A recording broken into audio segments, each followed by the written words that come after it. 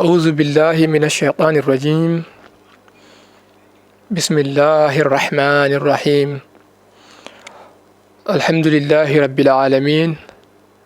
اللهم صل على سيدنا محمد وعلى آله وأصحابه والتابعين لهم بإحسان إلى يوم الدين بندرابي تنقل يتدي الله إجولي النبي صلى الله عليه وسلم en garti ha joni e yewtere meɗen konngol l'islam yewtere nde mbaɗeten ɗo e ayawo meɗen Pindi TV kala ñalawma aljuma so tawi oɗo saaha heedi eɗen gonno e yewtere meɗen ɓennude eɗen kalanno ko fate gueɗe jiɗade e mayɗo so waɗi walla neɗɗo so tawi fayi e mayde en limtino hen ha keɓɗen gueɗe 18 hande ko hen jiɗɗen jokkude so Allah haaji eɗen mbino ene jeeya e gueɗe jiɗaɗe ɗe neɗɗo gonduɗo e janaba nde woɗɗito to neɗɗo o woni ɗo maayowo hankadi en jii alhaali makko o woni koye mayde koye sukuraɗo woni walla ko hen o fayi saabu en jii hankadi koko gasi on saaha neɗɗo gonduɗo e janaba nde yaltata suudu ndu wasa ɓallademo so tawi koye suudu o wonno kono noon kadi debbo mo laaɓani gonduɗo e ella on kadi nde wasata ɓallademo ko hono noon kadi so tawi photoji ne wonno e suudu he ɗi guitte ɗi jippine e less so tawi ko photoji liggaɗi ne ligga e suudu he image uji yimɓe walla kala ko ina waɗa ruuho so tawi ko wayno ko fuloraji en walla gueɗe nandude hen photoji muɗum tableau ji muɗum ala basi kono noon kala ko ina waɗa ruuho foti ko neɗɗo walla ko kulle pucci en ko nandi hen itte kono noon kadi gueɗe pijirloji wayno baluji petteteɗi walla ko nandi hen walla lido en sene ɗon foof itte kala ko ganduɗa ko gueɗe pijirteɗe ko fijirde e gollata ɗum kadi nde woɗɗitintemo hono noon kadi ene jeeya gueɗe jiiɗaɗe hen on saaha wadde e suudu he ko uuri ko wayno cuuray walla lati mbaɗa hen ɗum koye gueɗe jiiɗaɗe jeeya hono noon kadi ene yiiɗa e moƴƴo e koreji makko moƴƴo hen jikku walla ɓe o yinno yimɓeɓe o horsinno nde garata jooɗo ɗon takko makko ɗon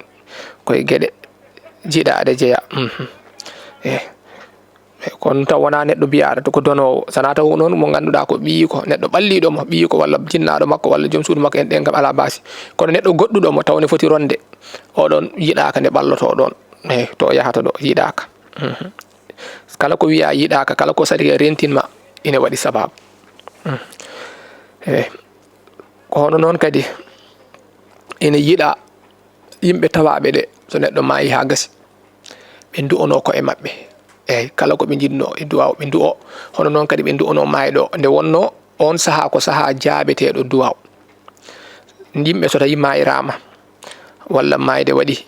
a yeehi toon on nokku on saaha duwaw ine jaabe ɗon wadde ine yiɗa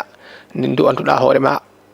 moƴƴere du'anoɗa julɓe du'anoɗa kadi mayɗo o surtout mo ganduɗa kanko woni sababu yimɓeɓe kawri ɗon ko hono noon kadi ene jeeya e gueɗe jiiɗaɗe nde wasde woyde bojji cuuɗiɗi wamma luukali kam woyde doole ko hunde harmude jeeya ne harmi ko wasde ni woyde yaltinde gonɗi mum force wasde miijade ko fate on no woni ɗo musidɗo ma ha ene adda gonɗi ma ene ha kadi aɗa natta jaggude hoorema ɗum ɗon wasde wadde ɗum de ene yiɗa kono noon ala basi sa waɗi ɗum gonɗi ne jalta en ɗen gueɗe ala basi ko hono noon kadi ene jeeya hen mernude guite makko hankadi nde wonno so ruuhu o yeehi tan guite ɗe ne heewi muɓitade ndeway ruuhu o on saaha gartira guite ɗe muɓɓe ha feewa koye gueɗe jiiɗaɗe hen jeeya hono noon kadi hunuko so tawi ne udditi bahwahe makko ɗe gartira hunuko uddo muɓɓo no feewi ɗum kadi koye gueɗe jiiɗaɗe hen jeeya kono noon kadi so caggal o hankadi o taƴi so tawi ko less o lelino o ɓamte o waɗe to towi seeɗa foti koye daɗɗudi walla ko nandi hen o ngabbine hen on saaha koye gueɗe ɗum ɗon kadi koye gueɗe jiiɗaɗe hen jeeya hono noon kadi darab wayno darab walla comcol sudde e dow makko wasa accirede noon tan omo lelori noon ala o sudde guila e koyɗe ɗe ha e hoore nde koye gueɗe jiɗaɗe hen jeeya ko hono noon kadi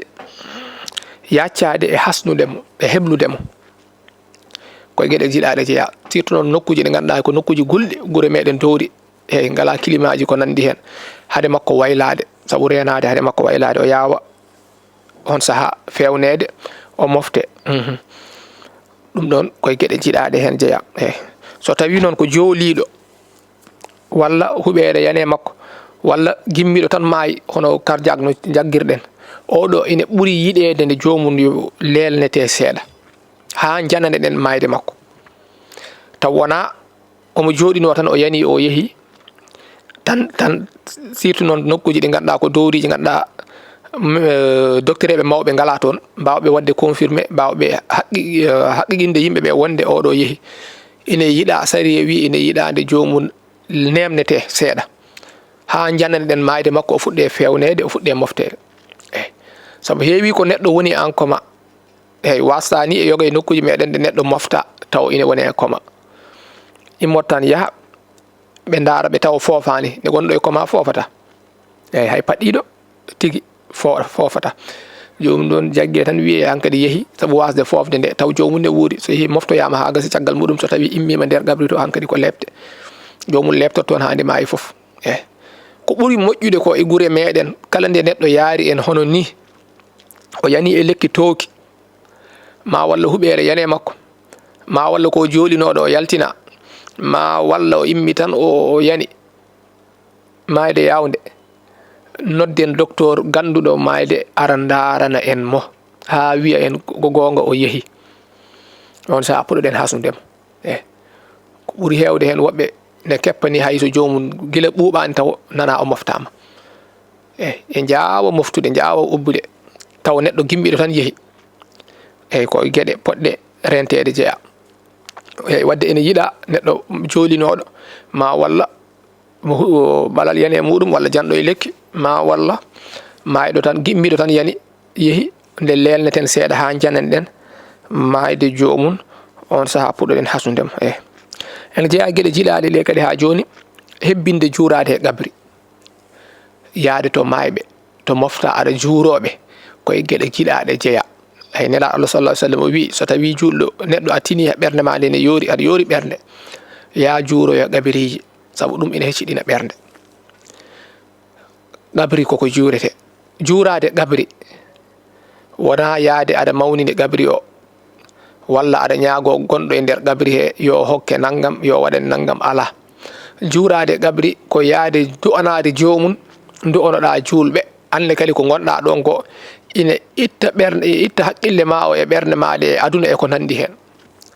nawtuma to Allah nde wonno bani adama o woni koye firlitade hakkude gueɗe ɗe o yiyata ɗe so tawi a yeehiɗo leyɗele tubakoɓe walla a yiiɗo ɗandiyanke ne arti ne addi ngaalu ha heewi ine maha galle bamum en walla ko nandi an on saaha ala ko wonte ɓernde ma so wona dañƴe jawdi sa yiiɗo serenɓe mawɓe nehoɓe ruhuji yimɓe ko fate Allah hankadi haqqille ma ala ko wonata walla histoire Cheikh Oumar sene haale histoire ceernajo mawɗo sene haale ala ko jiɗata wonde so wona wali histoire nelaɗo sene haale gurdam makko e sahabaɓe ala ko jiɗata woode ala ko goɗeteɗa so wona ha nin tawa tawa saaha makko ha jaada e makko ballamo e neɗɗo ko yiyata ko haqqille mum ɓernde mum ne heewi yoɓitade hen ɗum waɗi rentade gueɗe cagarte gueɗe nanduɗen hay so tawi wona gueɗe ma yaade to waɗete so ɓooyi ine addana ɓernde ma nde huccude hen sa yeehi noon to gabri to yimɓe mofta e janale en ina addana haqqille ma o wonde e lakara wonde e gueɗe Allah eyyi ɗurno aduna o hay so mayde waɗi ɗo en jeeji tan aduna hankadi hakkille men haqqillaji men ko dewal Allah wonata ɗum waɗi gabri o saɗa juuro a du'onto jomum foti ko ceerno foti ko gabri hatta gabri nelaɗo sallallahu alaihi wasallam assalamu alayka ya ayyuhan nabiyyu wa rahmatullahi wa barakatuh ay mbiɗa ko assalamu alayka yo kisal Allah wone ma yo Allah hisne ayyuhan nabiyyu e hema annabi Allah wa rahmatullahi yo yurmede Allah wone ma gonɗa koye du'anade nelaɗo wa barakatuh yo barke makko wone ma gonɗa koye du'anade mo so tawi gonɗa koye jangude toon salatu ala nabi wala salatu fatiha wala salatu bawɗo wonde gonɗa koye du'anade nelaɗo so tawi a yeehi e gabri ceerno bawɗo wonde foof aɗa janga toon salatul fatiha wala salatu ala nabi bawɗo wonde foof gonɗa koye du'anademo aɗa ñaganomo Allah kono wona aɗa huccite makko kanko aɗa ñagomo on to woni ɗo kañum sohli ko du'a wona du'ede wona ñaguede bal sa ñaguimomo o hokkatama o wawa kanko o sohli ko ñaganede eyyi sa du'animo noon du'anade neɗɗo kala ko du'aniɗa julɗo aɗa heɓa hen huccidde nelaɗo gabri mum ne wiyamo assalamu aleyka yo kisal wonema an annabi o ko an o du'iɗo an o ɗaɓɓata kisal saabu ko du'aniɗa nelaɗo ko kala ko nafimo hen an o ma nafi ko ɓuuri hewde oɗo kadi neɗɗo Allah mo janeneɗa wonde weeli Allah nana e makko gurdam makko foof koye dewal Allah gurdam makko foof ko haɓanade diine Allah gurdam makko foof ko jangguinde julɓe ko fati e dewal Allah oɗo a huccite e makko aɗa du'onomo yo welede Allah wone makko yo yurmede Allah wone makko oɗo ko an o ɗaɓɓata yurmede an o ɗaɓɓata weeli Allah kanko mawo heɓ a du'animomo kono noon ko artata e ma hen ko ɓuuri hewde kala julɗo mo du'aniɗa ko du'aniɗamo ko so jaabima anne a heɓan hen so tawi julɗo ne du'o nelaɗo sallallahu alaihi wasallam wi so julɗo ne du'o an o saɗa wiya amin kala ko du'oto anne kadi aɗana du'o biyowo amin o wi ko goto e du'otoɓe eyyi anne saɗa wiya amin firti ko aɗana du'o hono ko du'oto ko eyyi gabri ko ni juurirte kono wona huccidde gonɗo e gabri o mo wawno wonde hay soko wali hay soko nelaɗo Allah aɗa furti juuɗe ma aɗa wiyamo hokkam naggam ɗum ɗo hankkadi a watti wadde shirku ndentoɗen ɗum a jimiɗo e gabri Cheikh Oumar par exemple walla bawnoɗo wonde foof saabu kanko en jiyani gabri makko bawnoɗo wonde foof walla soko Madinatul Munawwar jaaɗa a du'on to nelaɗo ñagoɗa Allah ko Allah ñagotoɗa yo yurmo leliɗo ɗo o yo yaafamo ñagoɗa Allah kadi hajuji ma ne kumto ɗon ne du'e ɗon ne jaaɓe ɗon wadde ene jeeya e gueɗe jiɗade juurade gabri ko heewi ko hono noon kadi feññinde kulol Allah ɗon son naati janale peññinon hen kulol Allah feññinde kulol Allah ine yiɗa sa naati e janale walla gabri bawnoɗo wonde foof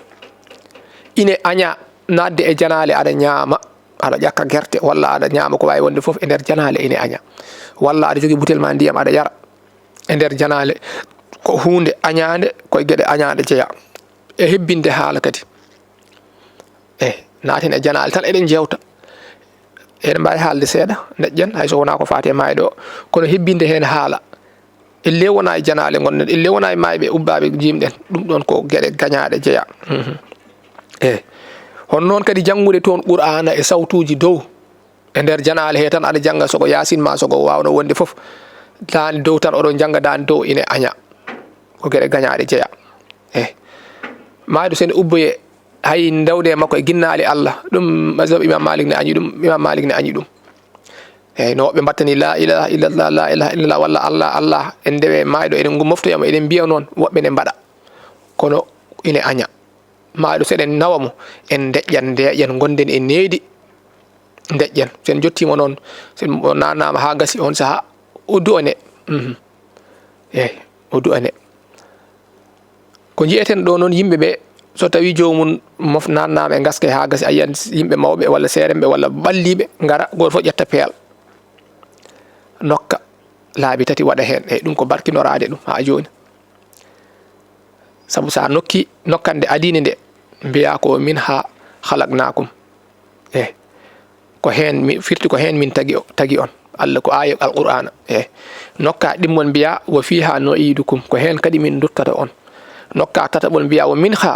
minha nukhrijukum taratan ukhra ko hen kadi min jaltinoyto on saha goɗɗo ɗum ko Allah haali ɗum e qur'ana ko e leydi ndiɗo dey ni gubbata dow makko ko hen woni ko taga ko hen kadi woni ko ruttete so maayi o rutti e leydi he ko e leydi ndiɗo kadi o yaltinte gongol beele hawo ñaawe ñalawma darnge ɗeɗo gueɗe woni gueɗe gañaɗe ɗe kalano ɗen so tawi noon ko gueɗe ɗe ganduɗa ala basi ina yaafa eyyi woni wayno debbo o loota ɓiɗɗo mo ganduɗa heeɓi duuɓi 6 ɓiɗɗo gorko ko ɓiyiko walla ɓi miñiko walla mawniko walla ko wawi wonde walla debbo janani yankini loota cukalel ngel ganduɗa ina yaare duuɓi 6 gila hitande ha duuɓi 6 debbo ne wawi lodde ɗum so ɓuuri 6 noon hay si heeɓi duuɓi 9 debbo wawa lodde ɗum hankadi debbo lootata ɗum amma gorko lodde ɓiɗɗo debbo hay soko ɓiyiko walla bi mawni ko walla miñi ko bawdo wonde fof ko muynowel o wawi lodde kanko gorko dewel muynowel ha duubi didi so buri don naati duubi tati hankadi kanko gorko o ma hada lodde dum debbo non ne wawi lodde bingel gorel ha duubi jeetati ko don haadi so woni jeenay debbo wa lodde kono wamma gorko o ko duubi didi gila lewru lebbi tati ha duubi didi o wawi lodde so buri duubi didi ha duubi tati tan hankadi kanko gorko o wawa lodde gel don cugol dewel dum do woni ko ala basi hono non kadi ala basi ada lota maydo ne jangi ha burti ndiyam dam be buubi ngulna dum seeda ala basi ene yafa wulne seeda tan non taw wona ada sumam ha mbawa onon ko e mon bawon hutora ndiyam dam taw ko jangol sattugol ndiyam dam ne buubi ala basi ko hono non kadi ndiyam dam kebno dam ne wuli ha burti mbadon hen ko galas walla ko nandi ha buuba seeda wela hutorade kadi ha joni ina yafa ala basi kono non kadi ene jeya gede dagide gede jaafaade wayno khasnirde maaydo e comci makko di o borgotono walla o maayido e ngala ko kasnirdem mo comci makko di o borngidi so tawi edi laabi edi timma kasniren mo dum walla comci goddi ni di o borgotono comci makko di o nawanno juma comci makko aljuma di o nawanno juma kasniren mo dum edi laabi dum ina yida ni bom sabu en kaalino e darsuji bennudi ina yida comci makko di o wadanno gede mojje di o rewinanno Allah wayno di o harminirno hajju comci makko karminirde hajju o moftade so maayi o hasnire ko hunde yidade hunde mojjude sabu ine jortore hen mojjere ko non hasnirde mo comci makko labdi ala basi walla kay comci di ganduda walla o hasnire ko ganduda ranwani ko buldi walla ko nandi hen dum kadi ha joni ala basi so tawi kadi surtout non goddum ala ko ranwi ala ina yafa ko hono non kadi so tawi ko comci gobaadi en mbazengaaji gobaadi walla gede nandu hen dum do ina anya ko hono non kadi ala basi yimbe be cuuta maaydo wayno yimbe tato en walla dido walla wasde timmude yimbe nayo be be cuutata maaydo ne be donoto dum ala basi ina yafa ala basi ay dar ala hen ko hono non kadi fuddorade kala bange adi wonbe caggal be ngado jettude walla wonbe yeso walla wonbe bange nyaam walla nano fof ala basi kala no jettira ina dagi ko hono non kadi rewbe nayebe gundum baare woni debbo nayejo ha mo ganduda kam hay babiraabe nayebe ala e makko haaju on rewde hen yaltude so jomum ne juule en ko nandi hen ala basi ina yafa foti ko maaydo ina ballimo ina jiide makko ma walla jiida makko fof dum ala basi koy gede jaafaade jeya so reyno ko suka debbo kadi suka debbo mo ganduda non fitina hulaka e makko manam jare buya pour wonande worbe be wona jogido mbaadi ha burti walla o mo suuri walla ko nandi hen sabu jare buya hulaka hen odo ko so tawi ko bandi ko ballido wayno bam makko mofte maayi don walla yum makko walla biyi ko walla miyi ko gorko walla mawni ko walla miyi ko debbo walla ko nandi hen fof ballido mo woni ala basi so tawi non ko maaydo janani yanke hay so fitina hulaka e makko ina wadi basi o fotani wonde don fotani yaltude hen e julde may walla juulobe e walla ko nandi hen so tawi non fitina ina hula e makko hay so tawi ko bam makko maayi ina harmi kanko debbo oto ya ton sabu waddaki mo heblude maaydo en ko nandi hen ko worbe keblata ko worbe moftata so tawi tan fitina ina hula e makko bawnodo wonde fof omo hada ala basi kadi ha joni ina dagi neddo maaya do Congo artire Sénégal maaya France artire Sénégal maaya bangi goddo artine maaydo o manam eggine to maaydo wasa moftede don dum do ala basi ine dagi so tawi ko leydi ne so tawi maslaha mabbe nana hen wayno to ine hula walla o nokkuji di ganda so moftama ton ine hula congoji de nyamatam walla ko nandi hen walla barke ine damina e nokku o ga so moftama ga ko yimbe mojjumi won don julbe gon don ine du'onomo te yimbe walla yimbe makko ine ngara juurade mo e oga bange ala basi ine mojji o ara o mofte ga hay so tawi o moftama ine dagi neddo gubbanodo ubbite nawe eggine ine dagi so tawi non hurum makko huncetaake wadobe dum be ko yimbe ballibe mo te ine gandi no madirta mada dum jamma taw wana o mo yaltine kadi non ine yi'e o maayi ko ɓooyi hurum makko nde hunci ala waɗi e sutura e suurade kadi ine dagi o moftanoma ha gasi so tawi to moftaɗo ine hula congoji nde ñamata mo congoji nde ñama ne gubbita toon ɗum waɗi nokkuji goɗɗi soɓe gubbi ɓe mbaɗa hen kooce saabu congoji goɗɗi ne gubbita surtout wayno pobbi en ɗen gueɗe ne waɗi hen jas e ganduɗa kine ɗe ne mbawi ƴettude hendu woɗɗudu ɗum waɗi ɓe gubbita ɗum gubbita ɗum ɗi ñama ɗum noon ine hula hen o ubbite o mofte nokku ɓalliɗo ma walla koreji makko en juuradema walla ko nande walla leyɗele tubakoɓe no gandirɗen joga hen nokkuji koko joɓete hankkadi en notti wawde yobde o eggine o artire leydi makko ine dagui so tawi hulaka hen kadi huncude hurum makko joni ɗeɗo gueɗe koye gueɗe daguiɗe jeeya kono noon kadi mayde to jomum yeehiɗo jomum to mayiɗo on saaha gona e wayde e sawtu cuuɗiɗo aɗa yaltina gonɗi aɗa ƴusa taw o luukani walla caggal nde o maayi nde foof ala baasi kono noon yaltinde konngol wonde feeram boni walla min de mi weeli walla holto paami walla naggam e naggam konnguɗi dow ine harmi hono no yoga e rewɓe mbaɗirta ɗum ni eyi feeram boni en walla naggam e naggam en ine harmi ɗum alaji mamo seydi ine haala ɗum ine wiya wonde neɗɗo so maayi rewɓe ɓe woyoɓe ɓe so neɗɗo wi feeram boni e malikaji ɗi ine ceedo ko ɓe kalata ko malikaji mbiya binde e mbiya malikaji goɗɗi binde kaari ɓi kaari nde kaari maayi o wi feeram boni binde te kadi o haali gonga feere makko boni so tawi ko neɗɗo dartannoɗo nadde aljanna so tawi yeehoyi jeygol kisa natori jeygol saabu ɗeɗo golle mum on so wi feere mum boni goɗɗo wiya mi dañi bone ɓe mbiya binde kaari ɓi kaari nene kaari maayi o wi o dañi bone te ko gonga o haali ponnoɗo ɗaɓɓude noon yehiri aljanna dañorani aljanna kisa dañi nadde jeygol on so wi dañi bone ko bone dañi e gueɗe nanduɗe hen wadde rewɓe mbatten haqqille saka noon rewɓe yahoɓe ne jewta ne wuro jaaha ha jotto damal galle fando e galle o tan hankkadi puɗɗo lugde ne woya koɓe mbaɗata ɗo ko kamɓe leptata kamɓe lorata wadde gaccen ɗum wona gueɗe moƴƴe woyde noon e suudde less aɗa ƴusa gonɗi ne jalta e guite ma eyyi ɗum ɗon ala baasi koye gueɗe ha joni jaafade jeeya bandiraɓe ene wayno ko jogonoɗen e waktuji meɗen timmi eyyi hay so tawi da joni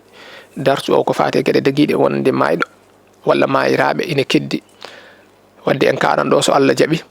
ha ñalawma aljuma paaɗo so Allah artiri en ha joni jokken ko fate gueɗe mayɗo wonno ko yewtere meɗen konngol l'islam ɗo e ayaw meɗen Pini TV eɗen jaɗanno to banggue caméraji to musidɗo meɗen Djiby Dieng